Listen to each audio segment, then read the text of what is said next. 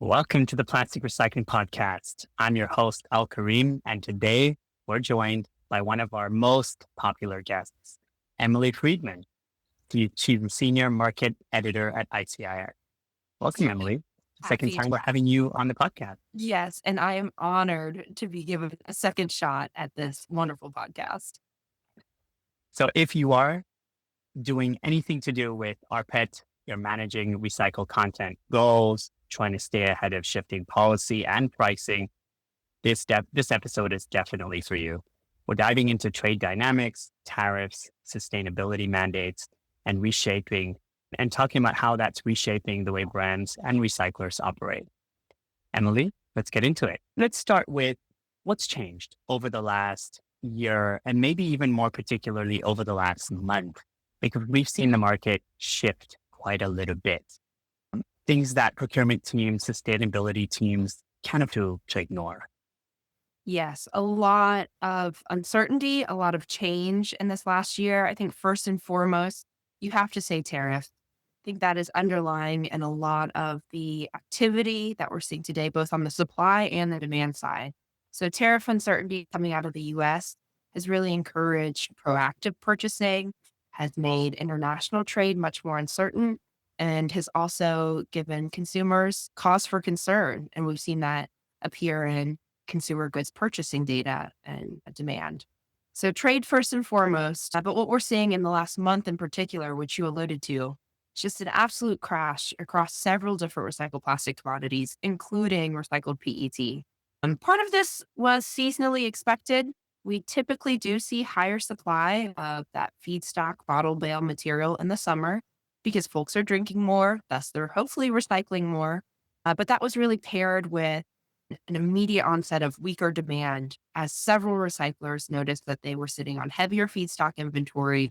Their in-product demand for rPET was slowing down, and they decided to step away from that feedstock market. So ultimately, we've seen some really low prices over the last month in bale feedstocks, and that'll trickle down to pellet and flake in the near future. Are you seeing this across the country in terms of on the East Coast and the West Coast on all sides? 100%, but for different reasons. The only thing that really goes across the board is the supply side. So summer's happening, whether you're in California or you're in New York. And so you will see that higher summer supply, as well as US wide consumer goods demand is a little soft, but regional dynamics are actually at play. In the West Coast, you have Mexico as a very large export demand player. They have recently backed off, I'd say, in the last month or two from that export demand. And without that demand propping up the West Coast market, that's really why we're seeing some of the softness in bale prices over there. Whereas on the East Coast, you have more bottle to bottle players, as well as you have some fiber entities. We've seen fiber really pull back in the last month or so as they're gauging their own in product demand for carpet or other fiber products. So, yes, the answer low prices across the board. But when you really dig into the why, there could be a little bit of nuances to why one region's seeing one price and the other is seeing maybe a little bit higher of a price. Let's continue down this track a little bit in terms of why Mexico has pulled back, why the fiber plants have pulled back. Talked a little bit about possibly carpet sales, but let's dig in a little bit more into Mexico. Yeah, so Mexico really came to the forefront of the West Coast rPET market. And late 2023, we saw record exports of PET scrap, largely bales, to Mexico in 2024, and pretty solid numbers here in 2025 thus far. But just like the US, they also see increased summer supply. And so that has been helping local dynamics, easing the urge to buy internationally to support the supply constraints locally. Also, they're seeing some of the same in product weakness. I spoke with a converter just recently of rigid plastic packaging, and they said that their sales have absolutely tanked. So much so that in some cases they're looking at potentially pausing production to avoid higher inventories or taking opportune maintenance events early, which is also something I'm seeing in the US market as well. So they're impacted by a lot of the same things that we are. And so they've just had less of a need to supplement their own local supply of rPET with US material. If you're looking at the fiber player, these tend to be very cost sensitive. players. A lot of their consumers don't really care if it has recycled content or not. They just need to deliver a high quality and low cost product. In some cases, recyclers have learned that you can have kind of a self fulfilling prophecy when it comes to bale market. The way that the system works is that a MRF or material recovery facility is going to collect recycling every week, no matter how strong or how weak the demand is. And they need to move that material because of limited on-site storage at those MRF facilities. If a recycler or multiple recyclers choose to limit purchases, MRFs are left with no choice but to continue slashing prices until they're able to move that material. I think some fiber players saw this as an opportunity, seeing the increased summer supply, thinking that bale prices could be lower later in the summer, and they took some opportunities to pump on feedstock purchase in order to get a more competitive price down the line. And it seems like it's worked. I got it. So we have two aspects, obviously, of this, right? One is your demand side, which is very uncertain going forward because we don't know how the US economy is going to behave. We don't know how the global economy is going to behave. And on the other side, you have the supply aspect where the summer season will end and your bottle supply will start to contract a little bit more. What kind of, if you peek into your crystal ball, Emily, what kind of where do you see the market being in September, in October, and going into the winter months? So, particularly on the East Coast, where we see PET bale prices today in the low to mid single digit, I typically hear the rhetoric from players that these levels just aren't sustainable. And so often when we hit this low of a price, there is some moderate rebound to say high single digits, low double digits in pricing. That is, I think, is maybe the most likely outcome of a late summer, early fall market. I don't anticipate that we'll stay at the prices we are seeing today because of that dialogue around the lack of stability for MRFs at these prices. But at the end of the day, as you referenced with demand, that's not going to improve. And tight beverage is one of the strongest end markets for rPET, and that is very seasonal. So by September, the season's over at that point, and you have to wait until late winter when companies start preparing and into the spring for next year's season. So demand is not really expected to be any sort of driver in this equation. It really will only be supply, which, as you referenced, won't tighten up until probably November, December. Right. So we're looking at a soft market for the next 2, 3, 4, 5 months. Yes, I would say so. Okay. Yeah, but pending, of course, as someone who lives here in Houston, Texas, any sort of unforeseen natural disasters, if there were to be a severe weather event that impacted virgin supply, of course, that would increase the attractiveness of locally produced rPET, and we could see market movement there. But that's a big if, and for my sake, I'm hoping is not one that will happen. Sure. I think for all of us. So let's shift the conversation a little bit into how policy of this administration is starting to shape global supply routes, where you're starting to see longer term thinking of should people buy local? Should people start to draw up other trade routes that might be more tariff proof if something like that ever exists? What does that look like? Yeah, early on, call it March or April, many of my market contacts were making these backup supply chain plans. So a lot of this, I think, has been mapped. And what I saw out of those activities, we had players definitely looking at domestic supply, but not so much jumping full in. So it was more, hey, let's reach out to that supplier. Let's make ourselves known once again. It's not like they set up immediate contracts, though, with the domestic supply over international. What we also saw is some discussion around inventory and warehousing capabilities of supply partners.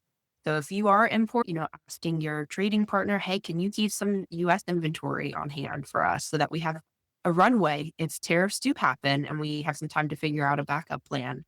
Or maybe even changing freight terms. So instead of pricing being set FOB at the international country, can we change that to a delivered price? Or can we explicitly mark out who's going to be owning some of the tariff costs if those come into play?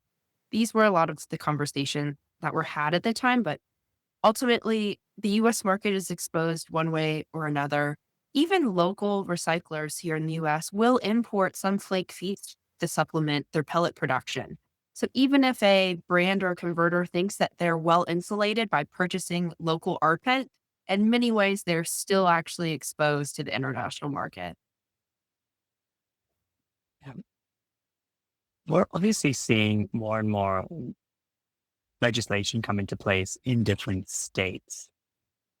Do you feel that has an immediate or interim impact over the next 12 to 24 months in terms of auto bills and supply availability to be able to tackle those volume of imports? Immediately not. What comes to mind is some of the EPR programs. For example, Oregon having started the first plastic packaging related EPR program July 1st of this year, Colorado soon on the heels. But with these programs, they're mainly in the stage of standing up the actual system, making sure the fees that are collected are accurate, and then figuring out who and how the funds should be dispersed to improve the collection system. So, true improvement to the infrastructure and to collection access will probably take several years for us to see that, which at that point we could see maybe some impact on supply to recycle plastics. I think the same can be said about the demand side of the equation from those same bills. A lot of discussion was had around eco modulation. So, where brand companies could get changes to their fees if they had plastic packaging that was either sustainable or if it had features that were not desirable, they could get additional fees. PCR was promised as a fee reduction through eco modulation, but we clearly haven't really seen that come to fruition in Oregon. It looks like Colorado, it's gonna be a little bit more explicit. Hey, if you use PCR, you will get a fee reduction. That could lead to some demand. But again, this is multiple years in the making. So if we talk about the demand cycle overall, right, compared to virgin prices, which at lows and they continue to be depressed, what's driving the demands if the legislation is patchy and it's not really forcing companies, brands to use recycled content compared to Europe, for example, where it's very explicit? Walk us through that demand cycle and how does that shift over the next 12 to 24 months, apart from the economy? The sad thing is what I see today in the short term now through year end is that there isn't much necessarily driving the demand, as you say. Regulation is a patchwork right now, and a lot of companies had ambitious recycle content goals, but are seem to be scaling back those goals or just scaling back to regulatory minimums. So we are in a period now because there's so much scrutiny on bottom line and cost that I have heard conversations about converters or brands seeking reductions in their PCR volumes in order to mitigate that premium cost.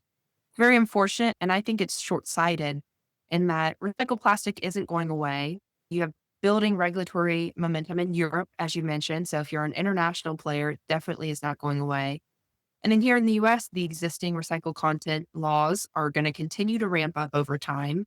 And so would hate to see companies burn bridges just because of the current weakness in market conditions today.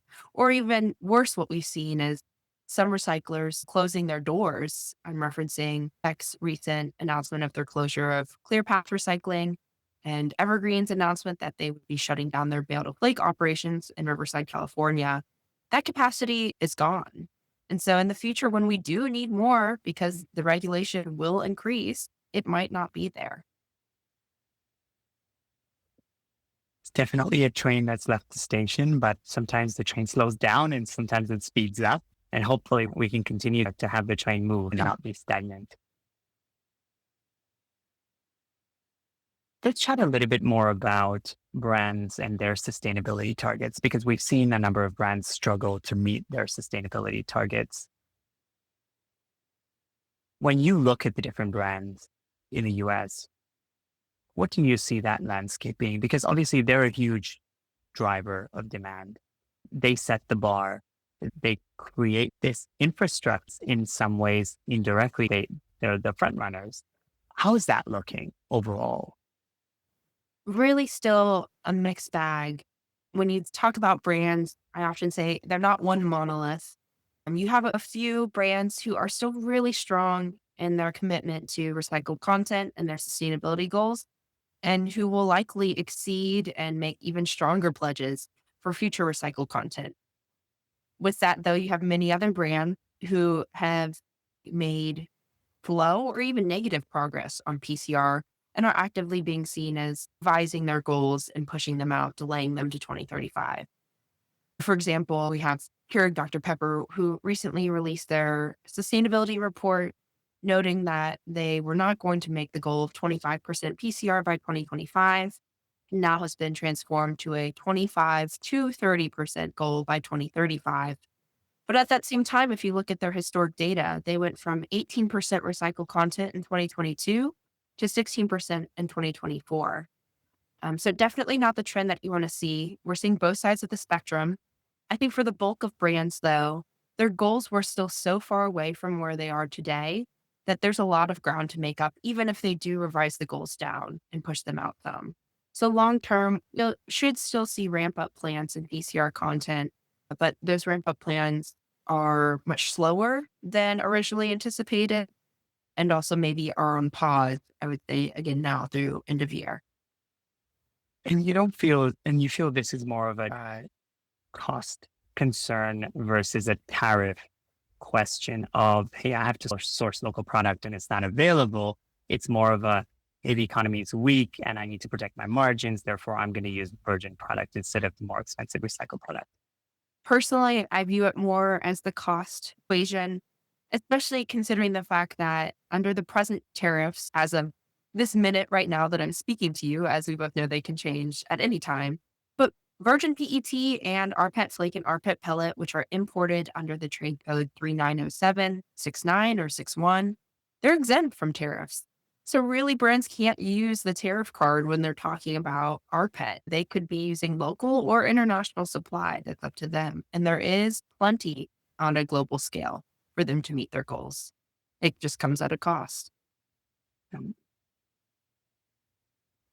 I guess to close out this conversation, what should a brand or a recycler look at over the next 6 to 12 months in terms of planning with keeping cost in mind, keeping the weaker demand in mind, keeping the possibility of tariffs in mind? How would you go about it if you were in their shoes? I think the first step is to set realistic expectations when it comes to a budgeting and procurement front. It is unrealistic to ever think that both virgin and recycled will be at price parity. Our pet, even if you had a 1 cent per pound bale on the East Coast, would still net a high 50s pellet price, which is competitive or maybe not even enough to beat imported virgin. So with that in mind, you have to be realistic in that this is going to cost the business and you need to justify, okay, this is why we're going to do that then. Maybe it's a regulatory clause. Maybe it really is an ambitious target of their leadership, but sticking to that very early on so that when the rubber meets the road midway through the year, like we're seeing now, and times may be tough, that there's good reason for you to stick to the original goals and plans that you had set. I also see the value in continuing to have conversations amongst buyers, suppliers of rPET about how the cost structure is set up. I think early on, this market really gravitated towards a bale formula for rPET resin prices, but that's not necessarily how most people are receiving their rPET these days. Some players go flake to pellet. Some players can go bale to pellet, but like I mentioned, they're buying flake on the side. And bale comes with a lot of volatility. As I mentioned, the inherent nature of the feedstock you're collecting from individuals like yourself, myself, that want their recycling picked up every Thursday. You can't turn that off just because there's a weak market signal. So there's inherent volatility in the bale. You're exposing yourself to that by having a bale formula. I've seen maybe some conversations around changing that pricing mechanism or looking at other hedging mechanisms or even long-term contract if available.